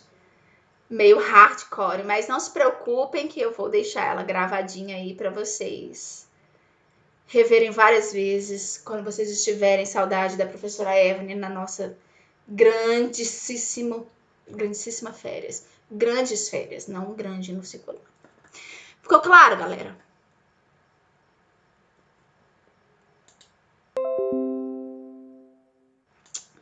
Bem, deixa eu ver aqui se eu gravei alguma coisa mais importante para debater com vocês. A pneumonia, gente, também é um quadro de inflamação, tá? A gente vai pensar Porém, que essa pneumonia, ela vai ser um quadro de inflamação que ela vai ser agudo, tá? Você não vai ver uma pessoa vivendo com pneumonia de uma forma crônica. Ele é um quadro agudo. E a pneumonia, ela é infecciosa, né? Tem um mecanismo patológico, um agente, né? Então, nós vamos ter ali um corpo que vai estar combatendo aquele agente. E, por conta desse combate, dessa briga, o corpo vai liberar o quê? Muco, tá? Por isso que, diferente do DPOC, que uma pessoa com DPOC consegue viver muitos anos, na pneumonia a pessoa não consegue, tá, galera? Porque a gente vai ter muito muco. A gente vai ter uma pessoa que vai estar com todas as funções pulmonares extremamente prejudicadas. Então, pneumonia nós vamos precisar tratar com antibiótico, tá bom? Ficou claro? Alguma dúvida, gente, com relação a essas doenças do aparelho respiratório?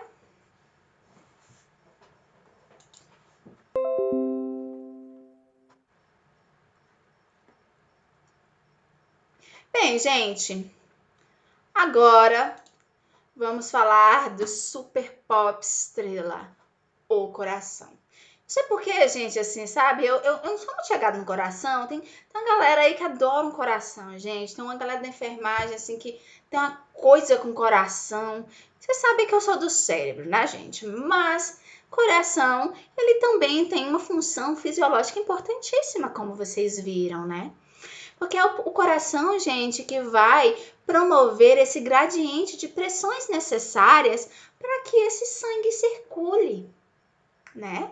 Então, tanto que é importante, gente, que esse coração funcione.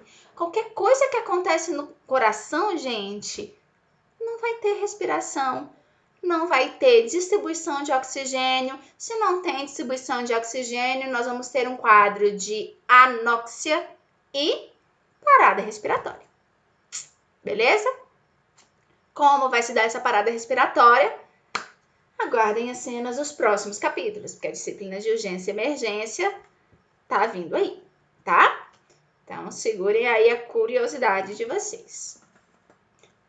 Espero, gente, que eu não esteja sendo, assim, uma pessoa ingênua, tá? Tô aqui imaginando vocês assim, ó. Como eu quero saber um pouco mais sobre parada respiratória. Ah, não, será que a professora Evelyn vai falar disso hoje? Sinto decepcioná-los, mas não. Mas a gente precisa compreender que um coração que funciona, um pulmão que funciona, vai estar diretamente relacionado com todas as funções do corpo, gente, porque uma célula que não respira é uma célula que não consegue desenvolver a sua ação, a sua função. Ficou claro? Então, a primeira coisa que a gente precisa pensar é, quando a gente abre aqui uma imagenzinha extremamente simplificada, naturalmente, a gente está vendo vasos, né? Aí o que vai acontecer, gente? Eu tenho uma interrupção aqui. Esse sangue vai circular? Não vai circular. Se esse sangue não circula, esse sangue não chega no coração direito, que ele não vai passar pela pequena circulação e ser aqui oxigenado nos pulmões, ele não vai voltar para o nosso pulmão esquerdo, ser bombeado e ir para o nosso corpo. Então, gente,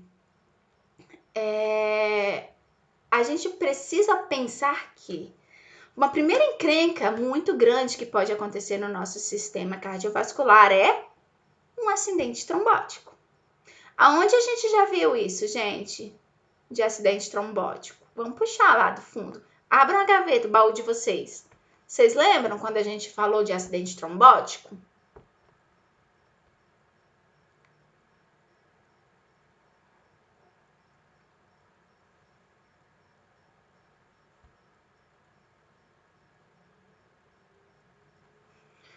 Alô, galera da malhação.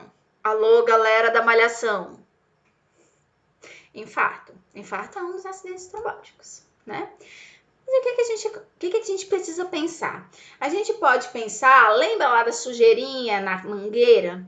Por conta de um deslocamento dessa sujeirinha da mangueira, ele vai chegar onde? Ele vai chegar numa artéria ou numa veia e ele vai entupir, vai obstruir, tá? Pode obstruir de uma forma parcial ou de uma forma total. Naturalmente, se a gente tem um vaso assim e a gente tem um trombozinho bem assim, ó, vai passar sangue, né? Mas vai passar sangue, menos sangue. Vocês concordam comigo, gente? Vai passar sangue, mas vai passar menos sangue. Agora, se a gente tem aquela placona de gordura daquela carninha de porco que eu não tirei a gordura, colesterolzão, deslocou trombo por conta de pressão alta, aí vem um bichão, ó. Ó o trombão. Tan, tan, tan, tan. Obstrui tudo, gente.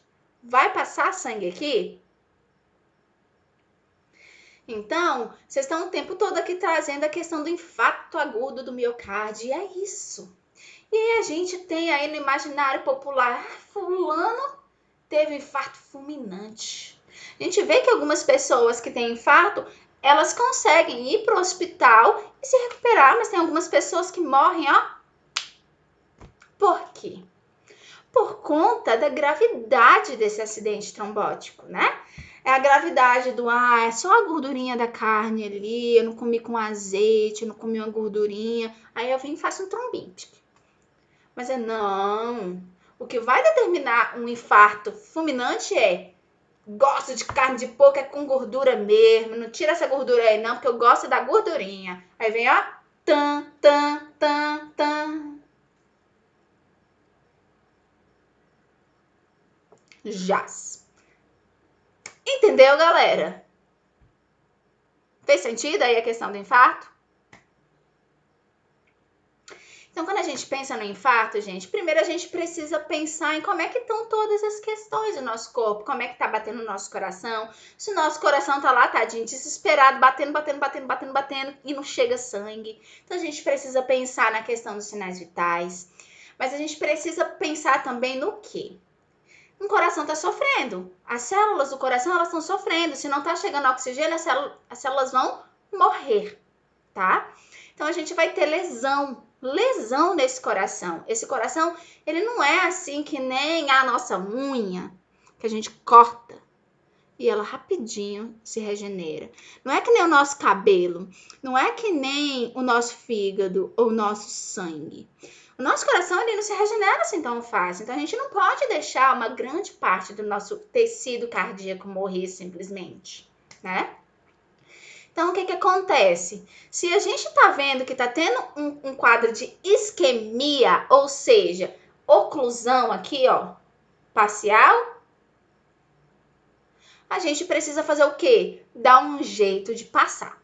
Então, pensa, carninha de porco com muita gordura, trombão de colesterol, pressão alta, esqueceu de tomar o antipertensivo, deslocou o trombo de gordura, lá vem. Chegou na emergência deste jeito, deu tempo. O que que os médicos vão administrar? Os médicos não, vão prescrever, a enfermagem administra as nitroglicerinas, tá? Então, vocês vão ver que é muito comum, vocês vão ouvir muito, quem trabalhar em UTI, quem trabalhar em emergência, ou quem trabalhar em unidades cardíacas, vai ouvir muito falar da nitroglicerina. Por que que ela vai fazer? Vai vasodilatar. Vasodilatando, vai permitir, gente, que passe um sanguinho ali, que não mate tudo, que não mate o nosso coração todo, né? Mas vocês compreendem que se você tem um acidente trombótico esse petitinho, a gente vai ter um coração que vai estar sofrendo, mas não vai estar sofrendo tanto. Então dá tempo de chegar na emergência. Então, se a gente tem um trombozinho assim, e a gente usa uma nitroglicerina e faz assim, rapidinho a gente consegue recuperar e a pessoa vai para casa. Agora, e se a gente ocluir total? Até chegar SAMU, fazer a remoção, morreu. Ficou claro? Deu para vocês entenderem um pouquinho? Causa morte das células diretamente, Catarina. Diretamente, das células cardíacas e de uma forma um pouco mais prolongada. Primeiro as células cardíacas morrem. Vamos passar então já para o segundo para a gente ir evoluindo o raciocínio a partir dessa sua pergunta. Tive um acidente trombótico com uma oclusão muito grande. Tá matando as células, concorda? Mata um monte de célula do coração. Mas a pessoa, ó, jaz. A pessoa foi a óbito. Se a pessoa foi a óbito, gente, tanto faz se as células morreram. Vocês concordam comigo? As células do coração morreu assim como todo o corpo morreu. Concorda? Não tem isso de, não, esse cadáver aqui é melhor do que aquele, porque esse cadáver aqui... Não. No máximo para transplante de órgãos. Mas é diferente, por exemplo, galerinha, da pessoa que vem com um acidente trombóticozinho. Então, a gente vai ter as células ali do miocárdio que elas estão sofrendo e que elas estão morrendo. Quanto mais tempo a gente levar para reconhecer que é um infarto, chamar a ambulância, remover, começar com os procedimentos, mais tempo esse coração vai vivenciar essa isquemia. Quanto mais isquemia, mais morte celular. Faz sentido? Tendo essa morte celular, gente, vai ficar ali uma cicatrizinha, né? Vai ter ali um coração que já não vai mais funcionar no mesmo vigor de antes, né? Sabe aquele coraçãozinho assim que a gente adora desenhar, assim, meninas adoram desenhar essas coisas, seus meninos. Coraçãozinho ali com band-aid, que a gente fala que é coração partido, porque o amor da adolescência abandonou a gente. Eu acho que aquilo ali representa bem um coração pós-infarto, tá? A pessoa conseguiu chegar lá bonitinha, cheirosinha na emergência, fez tudo direitinho, sobreviveu. Mas nós podemos ter realmente uma perda nessa função cardíaca. E o que impacta essa perda dessa função cardíaca? O que o coração faz? Tum-tum, tum-tum, tum-tum. Coração bombeia. Se a gente não tem, galera, um coração tão potente como antes, a gente vai ter um coração que vai ter uma dificuldade de manter tanto a pequena circulação quanto a grande circulação. Pensava que só causava uma obstrução temporária sem danos às células. Quebrei seu coração, Catarina? É a verdade. Machuca as células. Que não quebre o coração, tá, gente? Chega de coração machucado. Tenho certeza que depois da aula de hoje vocês vão comprar o bifezinho e vão tirar toda a gordurinha, né? Vão cuidar mais desse coraçãozinho de vocês. Mas ok, teve essa lesão, né? A gente teve um prejuízo nesse tecido. Esse prejuízo, ele pode ser petitico e o nosso coração funcionar normalmente. Ele pode ser maiorzinho, ou ele pode ser grandão. Isso daí, gente, vai levar ao próximo ponto da nossa apostila, que é a insuficiência cardíaca, tá? Então, quando a gente pensa na insuficiência cardíaca, gente, a gente vai pensar numa insuficiência desse coração de prover a função dele. Ficou claro? E aí, lembra que quando vocês viram aqui, ó, nessa imagenzinha, que nós temos um coração direito e um coração esquerdo? Quando a gente está falando de um coração direito, gente, a gente está falando de um coração que vai ser responsável por bombear... Eita, gente, a Beiju apareceu para dar oi. Bombear esse sangue para os pulmões, tá? Se a gente teve um machucadinho aqui, ó, botar um band-aidzinho no nosso coração azul, no nosso coração direito, o que vai acontecer? Esse coração, a gente não vai conseguir bombear é ótimo, bombear o sangue venoso para o pulmão. Se a gente não consegue bombear esse sangue venoso para o pulmão, a gente vai ter o quê? Toxicidade. Ih, meu Deus do céu. Olá, galera. Ela é bem sossegada aqui, né? Nos toca. Então, nós vamos ter aqui, gente, se ele não está bombeando sangue venoso para o pulmão, vocês concordam comigo que vai acumular sangue venoso, né? Então, nós vamos ter, gente, uma perspectiva de uma toxicidade, né? Uma toxicidade sistêmica, porque está lotado, gente, de gás carbônico no corpo. Ficou claro? Porém, gente, ok, aqui tá tudo bonitinho, cheirosinho, né? Se a gente tem, gente, uma lesão aqui no nosso coração vermelho, nosso coração esquerdo, ele vai ser responsável por quê? Ele vai ser responsável por mandar sangue arterial para nossa circulação. Se esse coraçãozinho vermelhinho, nosso coração esquerdo, não manda esse sangue venoso para cá, esse sangue vai se acumular onde, gente? Ele vai retornar, tá? Então, nós vamos ter aí quadros cardiopulmonares, nós vamos ter uma êxtase aqui e várias outras encrencas podem acontecer. Não vamos entrar em detalhes das maiores encrencas. Para mais informações, consultem a disciplina de enfermagem em urgência e emergência. Rebeca perguntou: como não vai ter oxigenação, os outros órgãos podem ser lesados também ou só o coração? Rebeca acabou de descobrir como as pessoas morrem, ok? Se a gente tem um coração que não está funcionando, não tem oxigênio circulando. Se não tem oxigênio circulando, assim como as células do coração, gente, as outras células do corpo também vão morrer, tá? Ficou claro?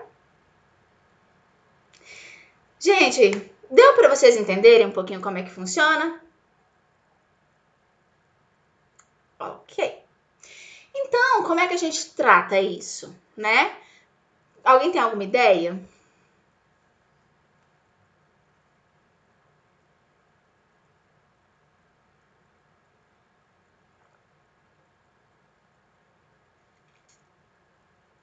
Ninguém? Não, hábitos saudáveis é essencial, né, Catarina? É bem importante a gente lembrar, porque os hábitos essenciais, eles são profiláticos. Eles vão impedir que você coma a carne com gordura, eles vão impedir que você tome aquela Coca-Cola cheia de açúcar, né? Então, a profilaxia ela é essencial. Mudanças de hábitos de vida, elas são essenciais. Mas quando a gente já tem um quadro de uma insuficiência instalado, nós vamos ter medicações que vão ajudar nessa eficiência cardíaca. Assim como os hábitos saudáveis que a Catarina, a questão do exercício físico é excelente. Inclusive porque o exercício físico, ele vai potencializar essa circulação. Então, se a circulação tá meio borocochoca, porque a pressão tá baixa, porque o coração não tá funcionando direito, os exercícios físicos, eles vão ajudar para que esse sangue flua no corpo. Então, também é excelente, é essencial.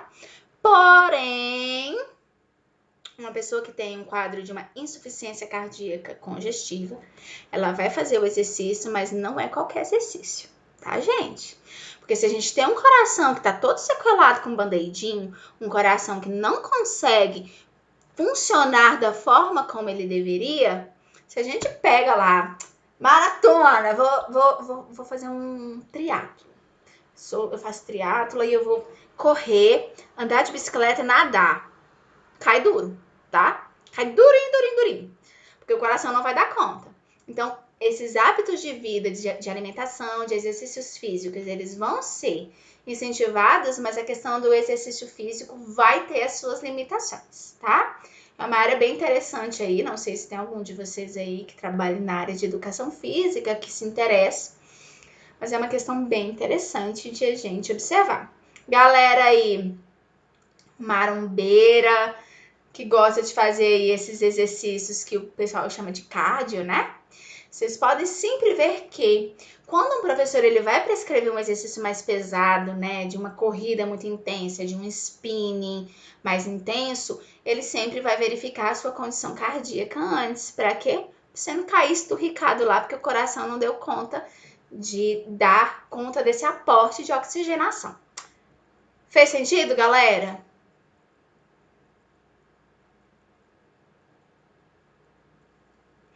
Pessoal, me respondam muito sinceramente. A professora Evelyn, ela entende que é muita coisa, né? Então, assim, aquilo que vocês perceberem que tiver dolorido, aquilo que vocês perceberem que não estiver dando para atender, não tem problema não. Fala, professora. Opa, peraí, você pode repetir que eu repito, tá? Porque eu compreendo que a gente tem as nossas limitações, né? Às vezes a gente também cansa um pouquinho o cérebro por conta do número de informações. Que bom que tá. Deixa eu me lembrar aqui o que mais nós temos de doença.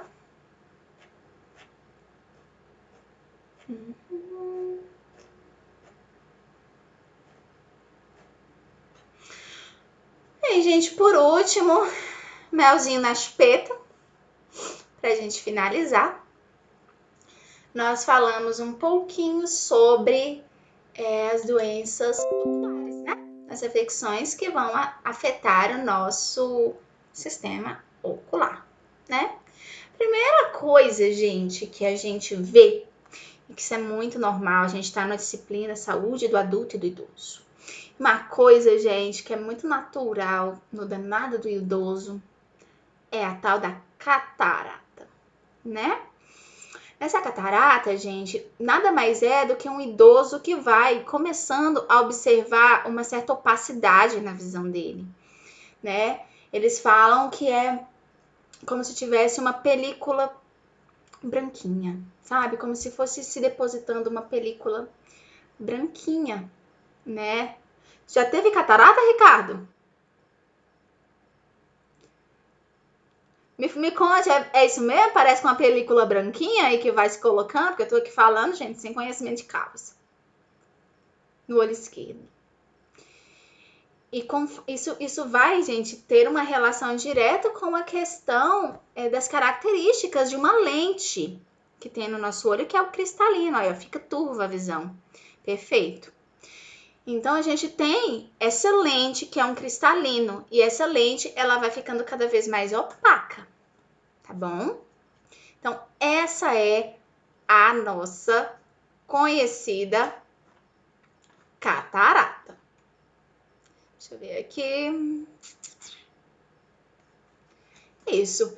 Vocês provavelmente já viram aí as várias carretas aí para tratar catarata, né? Geralmente é uma política pública de saúde que vez ou outra aparece muito na mídia, porque a catarata ela é tratada à base de cirurgia, tá, gente? Você operou, Ricardo? Ou tá aí com a catarata até hoje?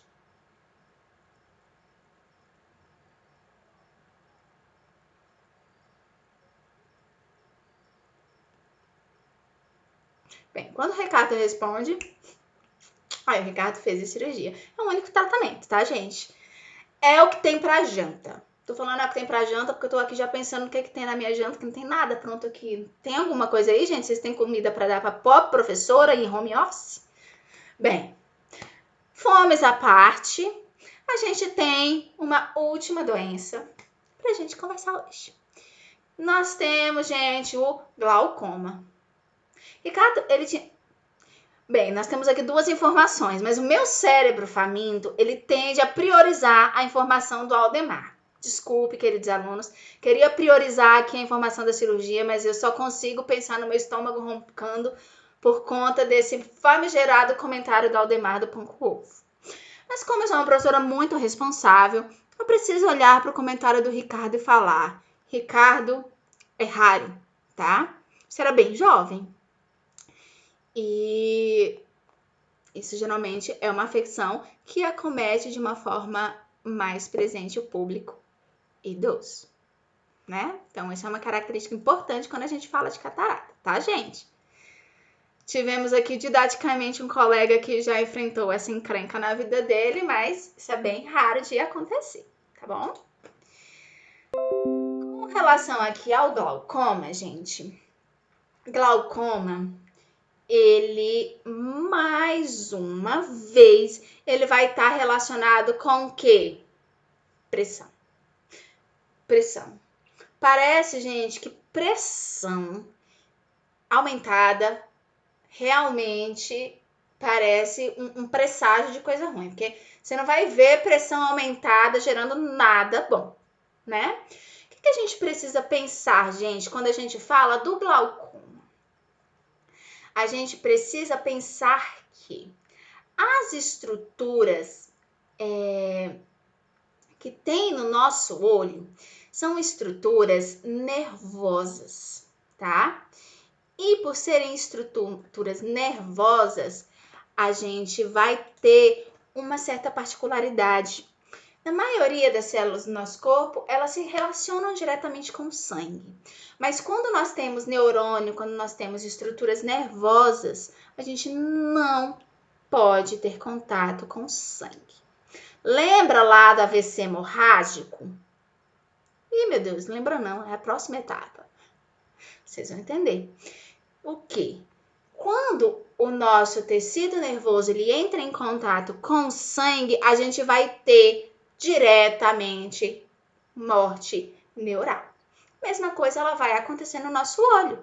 Não circula sangue nessas nossas estruturas oculares. O que vai circular nas nossas estruturas oculares é o humor aquoso.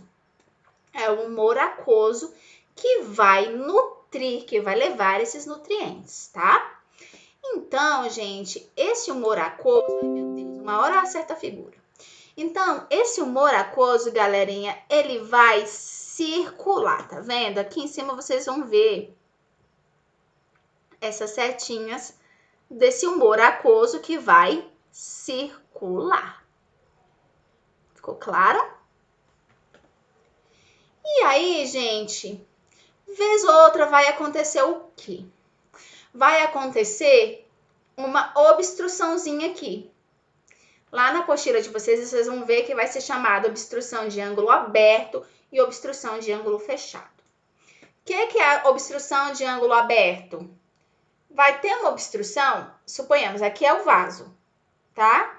A obstrução, ela vai ter um ângulo aberto, ou seja, é a mesma coisa do nosso trombinho pequeno. Vai passar ainda um pouquinho, vai ter um pouquinho dessa drenagem desse humor aquoso. Fez sentido?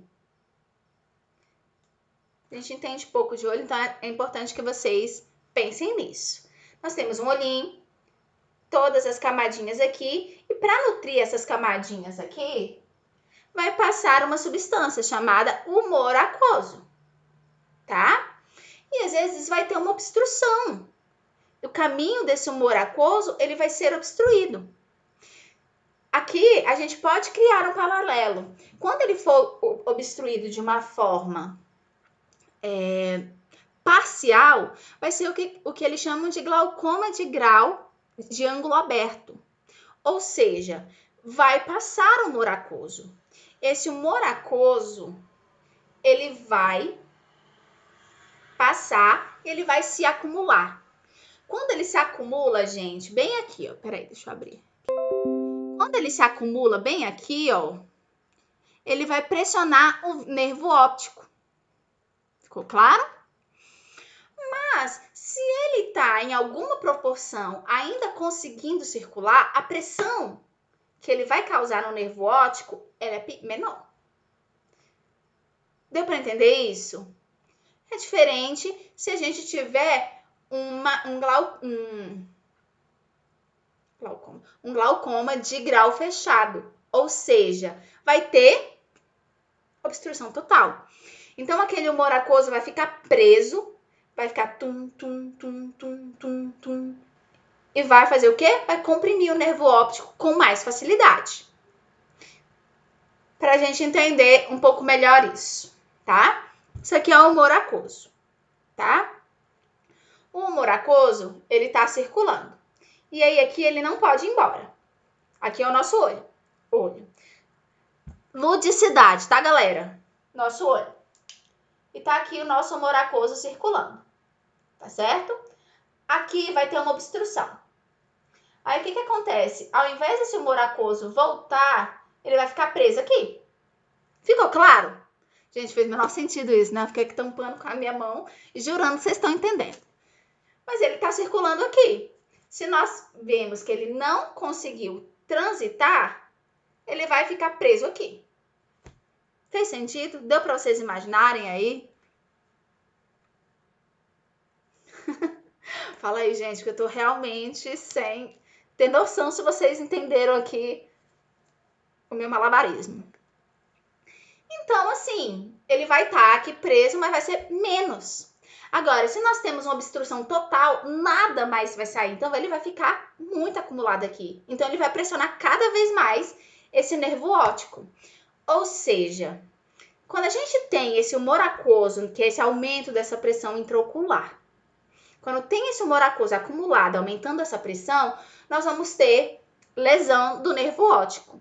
Só que se a pressão está um pouco mais baixa, essa lesão do nervo óptico ela vai acontecer de uma forma crônica e gradual. Então, quem conhece alguém que tem glaucoma sabe que o tratamento do glaucoma é timolol. É um colíriozinho que pinga, que é um antihipertensivo ocular. Ele vai evitar que tenha essa oclusão em ângulo aberto, deixando o quê? Que esse humor aquoso circule. Agora, gente, se alguma circunstância acontece e nós vamos ter um ângulo fechado, ou seja, uma oclusão total, aí é emergência, tá? Precisa imediatamente de um tratamento de urgência que vai drenar aquilo dali, senão a pessoa vai ficar cega. Deu para entender, gente? Eu acho que essa parte ficou um pouco confusa. Conseguiram visualizar, entender?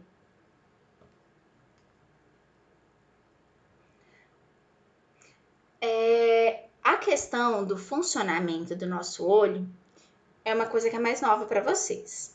Então, já prevendo isso, quem ainda ficou com dúvidas, assim, amou muito aqui a minha performance, né? Mas ainda assim, quer clarear? Eu deixei, gente, mais um videozinho para vocês. Esse é bem curtinho, 2 minutinhos, tá?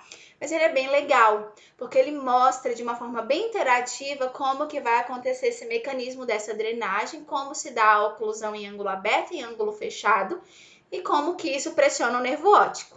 Então, vai facilitar para vocês uma perspectiva anatômica que vocês consigam clarear isso. Bem legal, bem interessante o vídeo, tá, galera? Fechamos as doenças dessa nossa etapa. Meio hard, tá, galera? A gente compreende que é muita coisa. Vocês perceberam mais alguma coisa, alguma dúvida, alguma coisa que vocês gostariam de esclarecer?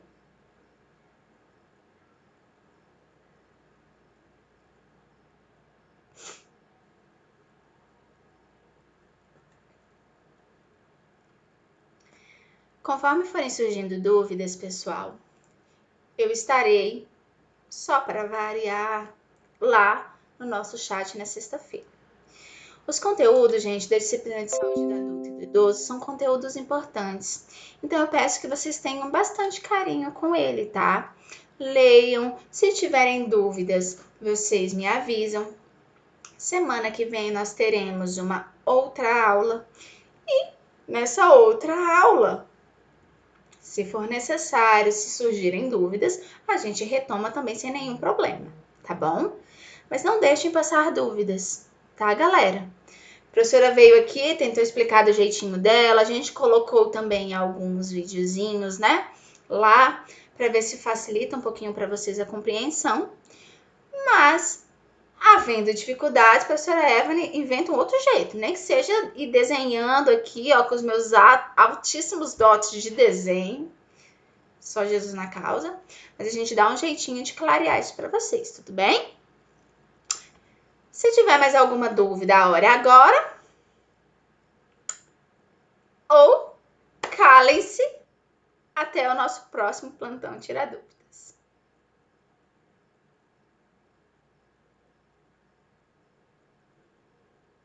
Que bom, gente, que tá facilitando aí o processo, porque a gente quase sobe na mesa, quase faz uma cirurgia na beiju aqui para facilitar o entendimento. Mas desculpe, galera, por mais que eu goste de vocês, eu não vou fazer uma cirurgia na beiju, tá? Eu invento outras formas, então só me falem aí que a gente inventa, tá bom? No mais, até sexta, até as dúvidas, precisando é só gritar, tá bom? Se vocês quiserem, inclusive, Catarina, eu sugiro que deem uma olhadinha lá, deem uma olhadinha na apostila. Eu gostei muito da sua sugestão. Deem uma olhada na apostila, tentem lembrar um pouquinho do que a gente viu na videoaula e sugiram, né? Sugiram, vejam quais são as outras coisas, quais são os outros vídeos que vocês gostariam que eu busco para vocês para tentar facilitar, tá bom? Qualquer sugestão, pode mandar para a professora, que a professora dá um jeitinho de buscar um vídeo legal ou até mesmo gravar uma aulinha curtinha e inventa alguma estratégia para a gente facilitar, tá? Mais alguma coisa? Mais alguma sugestão? Dúvidas? Críticas? Angústias? Comidas?